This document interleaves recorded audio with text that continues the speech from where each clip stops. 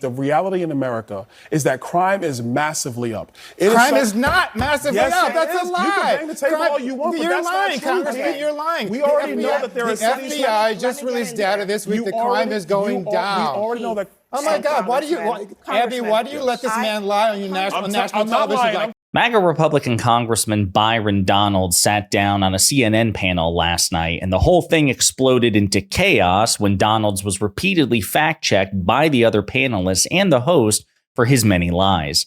But before we unpack all that, if you end up liking this video and you want to support the channel, please be sure to hit the like, subscribe, and alert bells before you go. All right, friends, this is going to be a bit different because the clip I'm about to show you is very long. It's about 8 minutes long. And I thought about how I could possibly divide it up into more digestible segments. But the truth is you really need to see this thing in its entirety. Byron Donalds is a MAGA Republican congressman from Florida. And unlike a lot of other MAGA Republicans, he's not stupid. He's really not. Marjorie Taylor Greene, Lauren Boebert, they're kind of dumb. But Byron Donalds is more from like the Matt Gaetz style of MAGA Republicans. He's a troll. He loves the attention. He's willing to be interviewed by, hostile networks or adversarial networks because he's a smart guy. He loves the attention. He's a very good troll. But this entire exchange was fascinating because of the fact checks, the blatant lies, and the posture of Abby Phillip, the host, the CNN host, because at one point she and a Democratic panelist actually had a bit of a tense moment when the Democratic panelist was understandably upset that Abby Phillip didn't immediately fact check Byron Donalds herself. So the whole thing is fascinating. We're going to play this clip and unpack it together. But in all seriousness, Congressman, I mean, is he suggesting that cops can do whatever they want for a day and that will actually solve the problem? No, he's not. And even the clip you just played, what's it, 5 seconds for Donald Trump, an hour speech? I think a lot of times people say, oh, well, he said this. For 5 seconds, yes, he says things that are unscripted. He goes off the cuff. He's not serious. There's no policy behind that. But I think where the American people truly are is they at least want to hear what somebody is thinking full-throated versus Kamala Harris, who is completely scripted, badly scripted. I guess I wonder, and there's nothing coming out of her. What is the policy then? If it's not that, then what is actually the... I should say, for context, they're referring to a remark that Trump made in a recent rally suggesting that police officers around the country should effectively play out the plot of the horror film The Purge, basically just be given carte blanche to commit all kinds of violent acts with impunity as a way to lower crime, which, again, is kind of a reductive version of the plot of The Purge, where you basically get a 24-hour period to commit whatever heinous crimes you want. And as a consequence, because there's just this release of tension, crime in America has dropped. That's the Purge plot. And Trump was basically advocating for it. And Byron Donalds is saying, no, that's not policy. He's just speaking off the cuff. He's just shooting from the hip.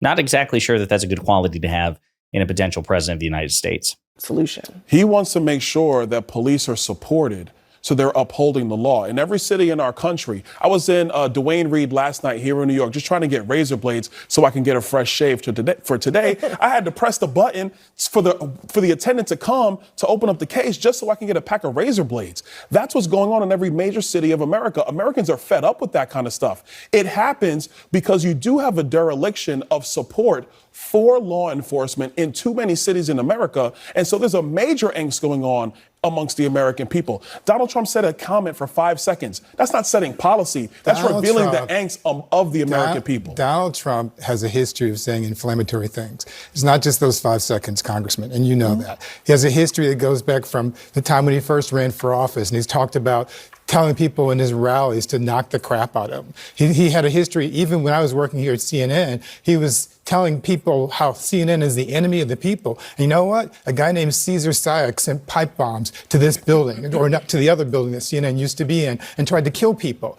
Donald Trump says things that get people hurt. When he talked about liberating Michigan, what happened? Gretchen Whitmer, the governor of Michigan, they tried to kidnap her. There's a plot to try to kidnap her.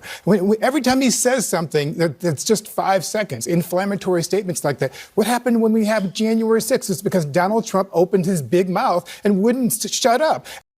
This is really important. I'm glad that a MAGA Republican, again, Byron Donalds is not stupid. He's very smart. He plays dumb, and he's going to quickly pivot. But it's important for MAGA Republicans to be confronted with this on live TV. That, hey, listen, right now you're trying to, tone police the Democratic Party because you or at least claiming, you probably don't actually believe this, but you're claiming that their rhetoric is so divisive, it's so incendiary. But the fact of the matter is Donald Trump's rhetoric is infinitely more incendiary and with infinite greater frequency in terms of like how often he says incendiary things than the Democratic Party. And there have actually been, instances of violence and attempts at violence as a consequence of Donald Trump's rhetoric. So even by the standard you're trying to impose on Democrats, you and your party are just objectively worse by far. And I wish at some point, Congressman, you would at least have the courage to stand up to your dear leader and tell him when he's doing wrong. Are we going to talk about? Are we going to talk now about the rhetoric? Don't just apologize for him. Are we going to talk about the rhetoric directed at Donald Trump? Because we do realize that he's been tried to kill. Are you going to continue to try not to answer the question? So you're not going to answer what I just said? Hang on one second. Let's talk about that. Let's actually talk about rhetoric, because here's what Trump supporters have been saying. People hear this violent, dangerous rhetoric, and we're going to have a copycat. It's coming. And it's just unfortunate. Somebody's going to get killed. I'd say political. We're going to skip to the end of the montage because you get the picture and just go back to the panel. Opponent. Now, do they cause it? Absolutely. They contribute to it. They're complicit with it because of their words. So according to those gentlemen there, saying that Trump is a threat to democracy is violent rhetoric, but Trump saying, let's just have one really violent day, that is not violent rhetoric? No, he didn't say one violent day. That's not even what he said. But let's be honest about what he actually said. Play it again. Trump again. Play it again, because he didn't even say that. But go ahead. Can we play it again? I want to hear it. All these stores go out of business, right? They don't pay rent. Then the city doesn't have money. It's a chain of events that's so bad. One rough hour, and I mean real rough, the word will get out and it will end immediately. End immediately. You know? How is that not violent rhetoric? We have to acknowledge the reality going on in every city in America. Not answering the question. Crime is mass. Not answering the question. That is answering the question. Because the reality in America, hold on, Keith, the reality in America is that crime is massively up. Crime is not massively up. That's a lie. You can bang the table all you want, but you're that's lying, not true, Congressman. You're lying. We already know that there are cities. The FBI just released data this week that crime is going down. We already know that. Oh my God! Abby, why do you let this man lie on your national television like this? I'm telling you the exact truth. This is not right. You may not You're a liar, you may not. Congressman. No, I'm You're not. lying. Because you're lying to the American people now. And so I want to be respectful of what you're trying to say. Hang on a second. If you would just let me talk. We'll get to Abby Phillips fact checking there. And I should say, now having reviewed it in real time, it looked like she was interjecting pretty quickly, just relatively quietly compared to Keith Boykin, who was understandably upset.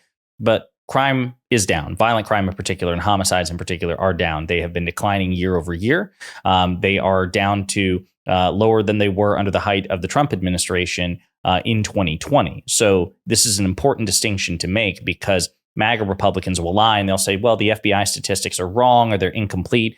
The recent crime report released by the FBI included 94% coverage of the U.S. population. So it's as comprehensive as we can possibly expect. I mean, it's not on 100%, but it includes the vast and overwhelming majority of the American population. So unless anybody has evidence to the contrary besides anecdotes, we can be reliably certain that violent crime in this country is down. Anyone suggesting otherwise is a liar, like MAGA Republican Congressman Byron Donalds. I will explain exactly what you want me to explain. We have the data. The FBI literally put out data today showing that crime is down this year for the first 6 months of the year. But look at the trend line.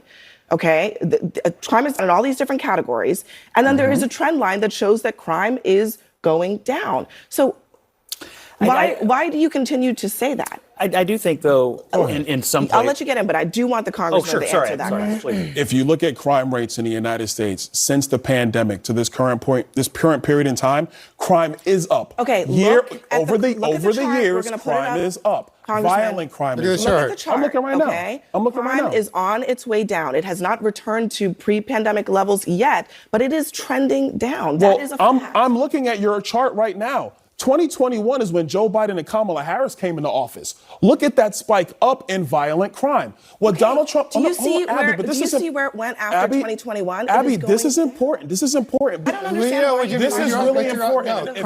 Crime is going down. And put the chart back up. Put the chart back up. Put it back up. Look at where it's going. 2021, which is when Joe Biden and Kamala Harris came into office in 2021. Okay. The trend line is up for violent crime in the United States of America. And you know what? That is an empirical fact. I'm not going to sit here and let chart. this It's not even mine. I just saw it for the first time. I just saw the chart. I'm not going to sit here and let him lie on But I want to... No. Wait 1 second, because we have to... Hold on. It's not silly when people... We have to, Congressman, and I'm sorry, just give me 1 second, Abby. please. Go ahead, of course. So again, real quick before her fact check, it's important to note you saw how crime increased under the Trump administration. And then according to that chart, it declined precipitously during COVID, much like border crossings did. Now, of course, what's interesting is MAGA Republicans like Byron Donalds want to give Donald Trump all the credit for that. Border crossings declined during COVID. Well, that's because of Donald Trump and his policy. Now, the economic fallout of COVID, and is that Donald Trump's fault because he was president? No. That's different. So all the good stuff that happened during the height of the pandemic, they want to give Trump all the credit for it. All the bad stuff that happened during the height of the pandemic on Trump's watch, he gets none of the blame for it. Now, as we came out of the pandemic and crime naturally climbed back up to where basically it was prior to the pandemic, it's been declining since. You see the V-shaped curve. Now, what Byron Donalds is saying, well, it's up compared to a specific point in the timeline that I want to compare it to favorably. Well, that's pretty dishonest. We see, again, the direction, the trajectory of the chart. It has been dropping year over year. He just doesn't want to confront that fact. And again, just note the hypocrisy in terms of what Trump gets credit for or blame for during the pandemic. All the good stuff, he gets the credit for. All the bad stuff, he gets the blame for. And it's the exact opposite for Biden. Biden gets all the blame for the consequences of COVID, including inflation and things of that nature, oil production, but none of the credit for getting us out of the pandemic and leading the recovery. MAGA Republicans are the embodiment of bad faith in that respect. We have to deal in facts here. Thank you. Okay, it's clear as day. The FBI put out statistics for the first half of this year. Yeah. The numbers, the trend lines are going down in all of those different categories: murders, rapes, robberies, property crime, aggravated assaults.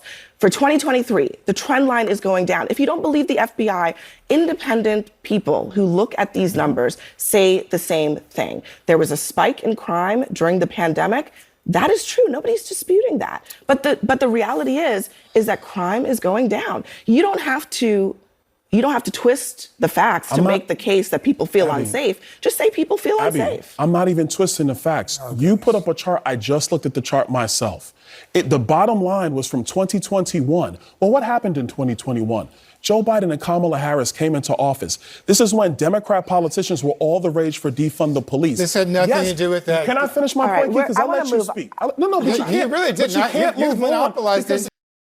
So you see where it goes from there. Byron Donalds wants you to believe that the resumption of crime rates to pre-pandemic levels is a consequence of President Biden and Vice President Harris becoming president and vice president. Again, offers no evidence of that whatsoever. It's just one of those things. Again, anything good that happened during the pandemic, incidentally, is all because of Donald Trump. He gets all the credit. Anything bad that happened during the pandemic, Trump gets none of the blame. It's actually the Democrats' fault. Again, no actual argument for why that's the case. Defund the police was not a widespread opinion among the Democratic leadership. Certainly more progressive members of the Democratic Party like AOC and Rashida Tlaib and others advocated for defunding the police, but it never made its way into legislation. Actually, as a consequence of the American Rescue Plan, which was a partisan bill, no Republican voted for it. It was President Biden's bill and only Democrats voted for it. Police funding increased exponentially. And President Biden himself repeatedly, as the candidate and then as the sitting president, categorically and publicly rejected defund the police as a slogan.